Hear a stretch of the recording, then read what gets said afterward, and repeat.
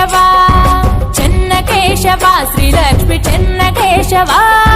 లింగగిరి పెద్ద గట్టు చేరినావట గుహలో వెలిసావట స్వామి స్వయంభూగా